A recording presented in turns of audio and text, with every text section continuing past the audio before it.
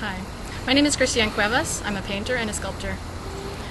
I currently have on exhibition a painting called Taal Volcano, Small But Mighty. It's a medium-sized painting, maybe 3 feet by 6 feet. And I started painting it in the Philippines, actually. I went to see the view of Taal and found it breathtaking, and I thought, this is one of the scenes that I'm definitely going to be painting in a series of paintings that I've been working on. This painting is actually a study for a much larger piece. Mm-hmm. My plan is to paint scenes from all over the Philippines that put on display for the world to see the amazing, majestic beauty of our country, but also to promote our culture and our people. So the reason that I chose, I think that the Taal Volcano is itself a metaphor for our people and for our nation, and also just for us as individuals. We're small, maybe, but mighty, right? And when you look at the picture, the serenity of the scene that I painted, it's like you can't really see it, but you should know that it is the smallest active volcano in the world. It is a very powerful volcano, but you don't necessarily see it. So my intention in painting it a larger size is, what I would like is for someone to stand in front of it and to feel like they're in the scene. And so yeah, my first in the series is Taal. I also want to travel around the Philippines and take other scenes, again, to show and to promote our culture. So it's just a painting of the volcano as a volcano, but more as a metaphor for Filipinos, is that correct? It is. And what do you see there? What do I see in the Philippines?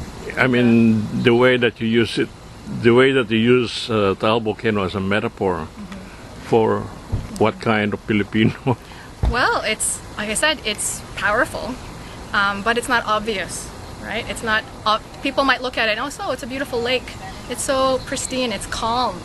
But underneath there is a very powerful and mighty volcano, right? So you have to be careful, So that's basically our Filipinos? Yeah, I think so. Like, I just think of examples, like look at Manny Pacquiao. Not a large person, very powerful, right? Jose Rizal, our national hero, not a large person, but mighty with a pen, right? Another example. And I think that one of the things that I would really like for us Filipinos to recognize is our own innate abilities. We sometimes are not sure of ourselves. We're not aware of our own, abilities, our what lies beneath this surface. We're known as this very hospitable and very caring, very gentle kind of people, but we are that. We're also more than that, and I think that it's important that we know it. Okay. When I was very young, I saw a painting in a book, and I remember it was a painting by Jacques-Louis David, and it was a portrait of a scientist named Lavoisier. And I remember seeing a glass, I think it was a glass container, and it was painted so exquisitely, like it looked real. It wasn't even an actual painting, it was in a textbook, I think it was a psychology book, and I said, that's amazing. And so I kept that locked in my head. I always painted and drew, but it was never going to be a career thing. I never knew that you could be a professional artist or do it for a living. So it was something that I always just did in the background. But what happened was, in my 20s, I finally went to my first art museum ever, and I was when I was traveling the world, and I went to the Louvre, I went to Florence. I saw all this wonderful art in world-class museums, and I thought, oh, I want to do this. So that was kind of when the spark happened, and shortly after that I found a school that taught traditional arts, and that's where I got my initial training.